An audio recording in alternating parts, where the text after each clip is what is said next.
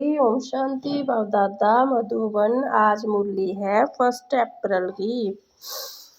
मीठे बच्चे, बाबा जो है जैसा है तुम बच्चों में भी नंबरवार पहचानते हैं। अगर सब पहचान ले तो बहुत भीड़ मच जाएगी। प्रश्न है, चारों ओर प्रत्यक्षता का आवाज कब फैलेगा? उत्तर है, जब मनुष्यों को पता पड़ेगा कि सभी भगवान इस पुरानी दुनिया का विनाश करा के नई दुनिया स्थापना करने आए हैं। हम सबकी सदगति करने वाला बाप हमें भक्ति का फल देने वाले हैं। जे निश्चय हो तो प्रत्यक्षता हो जाए, चारों ओर हलचल मच जाए। गीत जो पिया के साथ है। ओम शांति। बच्चों ने गीत की 2 लाइन सुनी, जो पिया के साथ है। अब पिया कौन है जे दुनिया नहीं जानती, बल ढेर बच्चे हैं उनमें भी बहुत है जो नहीं जानते कि किस प्रकार से बाप को याद करना चाहिए। जे याद करने नहीं आता, घड़ी घड़ी भूल जाते हैं। बाबा समझाते हैं, बच्चे अपने को आत्मा समझो, हम बिंदी है, बाबा ज्ञान का सागर है, उनकी ही याद करना है। याद करने की ऐसी प्रैक्टिस पड़ जाए जो निरंतर याद ठहर जाए। पिछाड़ी में यही याद रहे कि हम आत्मा है। शरीर तो है परंतु इस ज्ञान बुद्धि में रखना है कि हम आत्मा है। बाबा का डायरेक्शन मिला हुआ है।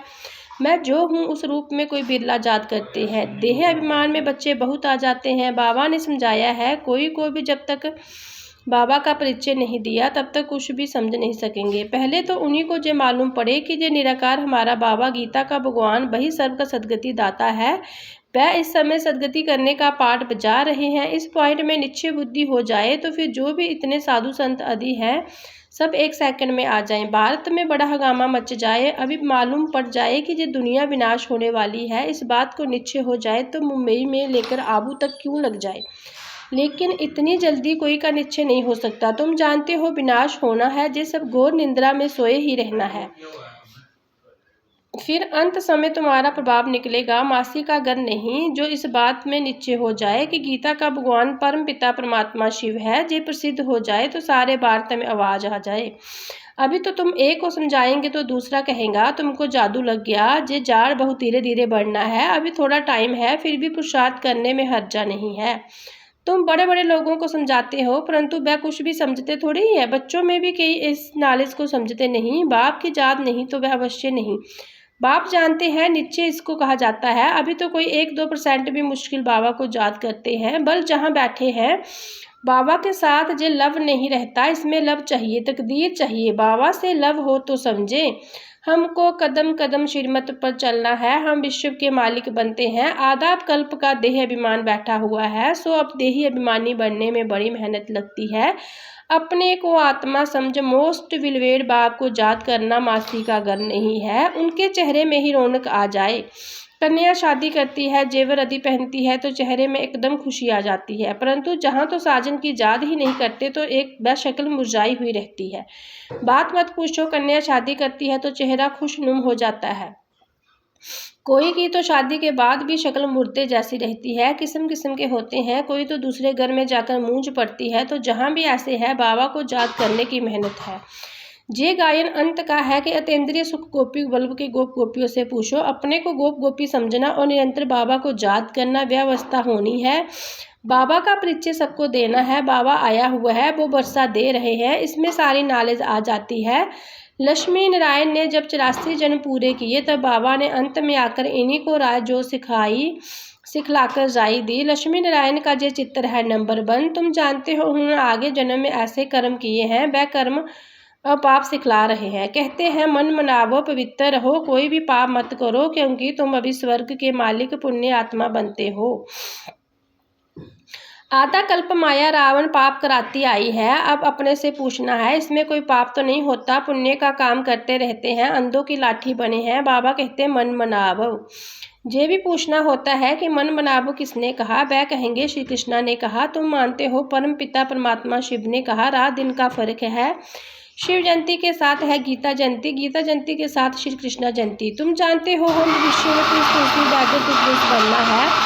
जे एम ऑब्जेक्ट ही राज जो की है। तुम सिद्ध कर बताओ कि गीता का भगवान श्री कृष्णा नहीं था, वह तो निराकार था। तो सर्वव्यापी का ज्ञान उठ जाए। सर्व का सदगति दाता प्रतीति पावन बाबा है। कहते भी है कि वह लिबरेटर है, फिर सर्वव्यापी कह देते।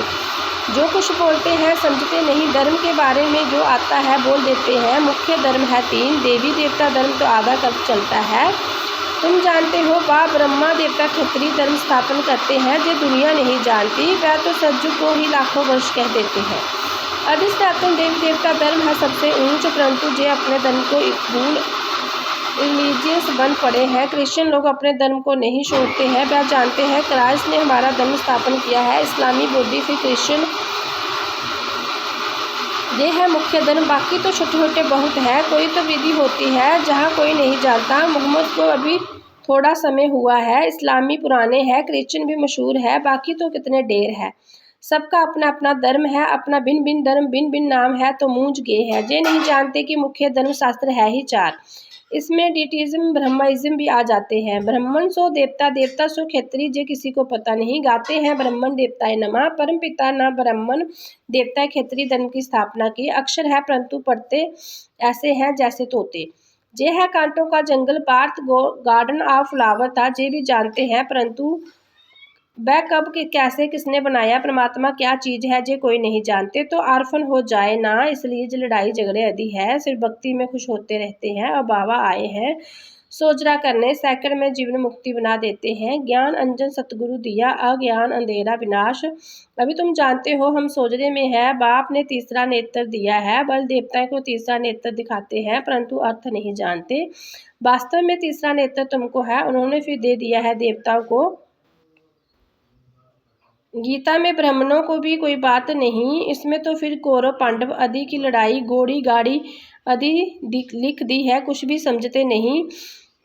घोड़े गाड़ी आदि लिखती है, कुछ भी समझते नहीं। तुम समझोगे तो कहेंगे तुम शास्त्र आदि को नहीं मानते। तुम तो कह दो, हम कह सकते हो कि हम शास्त्रों को मानते क्यों नहीं है। जानते हैं जैसा भक्ति मार्ग की सामग्री है, गाया हुआ है ज्ञान और भक्ति।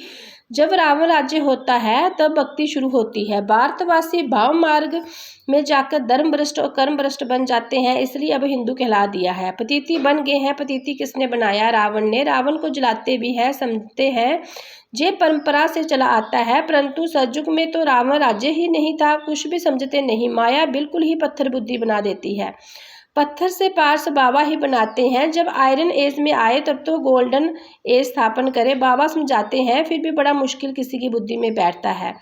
तुम कुमारियों की अब संगाई हुई है, तुमको पटरानी बनाते हैं। तुमको भाग्य था तो तुम आत्मा को कहते हो तुम मेरे थे, फिर तुम मुझे भूल गए हो। देह अभिमानी बन माया के बन गए हो। बाकी बगाने आदि की तो बात नहीं। मामकेम जात करो, जात की मेहनत है। बहुत देह अभिमान में आकर विकर्म करते हैं।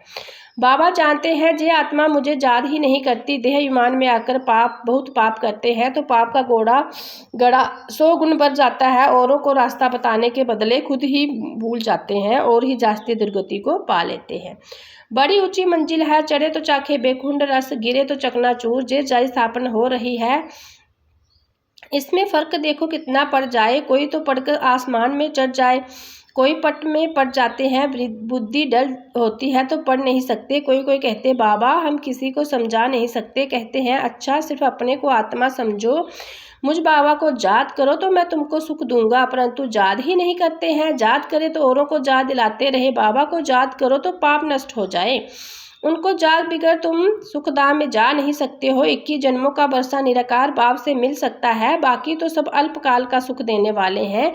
कोई को रिद्धि सिद्धि से बच्चा मिल गया, आशीर्वाद से लॉटरी मिल गई तो बस विश्वास बैठ जाता है। कोई को 2-4 करोड़ फायदा हो जाएगा, बस बहुत महिमा करते हैं, परंतु वह तो है अल्पकाल के लिए। 21 जन्मों के लिए हेल्थ वेल्थ तो मिल नहीं सकती, परंतु मनुष्य नहीं जानते, दोष भी नहीं दे सकते। अल्पकाल के सुख में ही खुशी हो जाते हैं। बाप तुम बच्चों को राज जो सिखलाकर स्वर्ग की बादशाही देते हैं, कितना सहज है।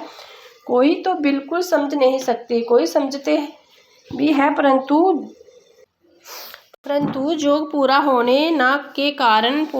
ना होने के कारण कोई को तीर नहीं लगता। देह अभिमान में आने से कुछ ना कुछ पाप होते रहते हैं। जोग ही मुख्य है। तुम जोग बल से विश्व के मालिक बनते हो। प्राचीन जो भगवान ने सिखाया था, ना कि श्री कृष्णा ने। जात की यात्रा बड़ी अच्छी है। तुम ड्रामा देख कर आए तो बुद्धि में सारा सामने आ जाएगा। कोई को बताने में टाइम लगेगा, जे भी ऐसा है। बीज और जाट जे चक्कर बड़ा क्लियर है। शांति दाम सुख दाम दुख दाम सेकंड का काम है ना, परंतु याद भी रहे ना, मुख्य बात है बाप का परिचय। बाबा कहते हैं मेरे को याद करने से तुम सब कुछ जान जाओगे। अच्छा, शिव बाबा तुम बच्चों को याद करते हैं, ब्रह्मा बाबा याद नहीं करते, शिव बाबा जानते हैं हमारे सपूत बच्चे कौन कौन है। सर्विसेबल बच्चे सपूत बच्चों को तो याद करते हैं, जे थोड़े ही किसी को याद करेगी, उनकी आत्मा को तो डायरेक्शन है ममकेम याद करो। अच्छा, मीठे मीठे स्कलिदे बच्चों प्रति का याद प्यार, गुड मॉर्निंग। रूहानी बाप के रूहानी बच्चों को नमस्ते। हम रूहानी बच्चों के रूहानी प्यारे बाबा को याद प्यार, गुड मॉर्निंग, नमस्ते। धारणा के लिए मुख्य सार, तकदीर बनाने के लिए एक बाप से सच्चा सच्चा लब रखना है। लब रखना माना कदम कदम एक ही श्रीमत पर चलते रहना। रोज पुण्य का काम अवश्य करना है। सबसे बड़ा पुण्य है सबको बाबा का परिचय देना, बाबा को याद करना और सबको बाबा की याद दिलाना। वरदान है अपनी दृष्टि और वृत्ति के परिवर्तन द्वारा सृष्टि को बदलने वाले साक्षात्कार मूर्त भव। अपनी वृत्ति के परिवर्तन से सृष्टि का दिव्य बनाओ तो सृष्टि द्वारा अनेक आत्माएं अपने यथार्थ रूप, यथार्थ गत तथा यथार्थ राजधानी देखेगी। ऐसा यथार्थ साक्षात्कार कराने के लिए वृत्ति में जरा भी देह ईमान की चंचलता ना हो, तो वृत्ति के सुधार से दृष्टि दिव्य बनाओ, तब जो सृष्टि परिवर्तन होगी। देखने वाले अनुभव करेंगे कि जे नैन नहीं लेकिन जे एक जादू की डिबिया है, जे नैन साक्षात्कार के साधन बन जाएंगे। स्लोगन है सेवा के उमंग उत्साह के साथ बेहद का वैरागी वृत्ति ही सफलता का आधार है। जे व्यक्ति सारे महान बनने के लिए मधुरता और नम्रता के गुण दान करो। मधुरता के गुण को दान करने वाले जहाँ ही महान बनता है और वहाँ ही मर्तबा पाता है। मधुरता वालों को सभी महान रूप से देखते हैं, तो जो मधुरता के विशेष गुण हर बच्चे में होने चाहिए। मधुरता की मधु जिसके साथ है उन्हें हर कार्य में सफलता ही सफलता है, उनके जीवन में असफलता मिट जाएगी। ओम शांति।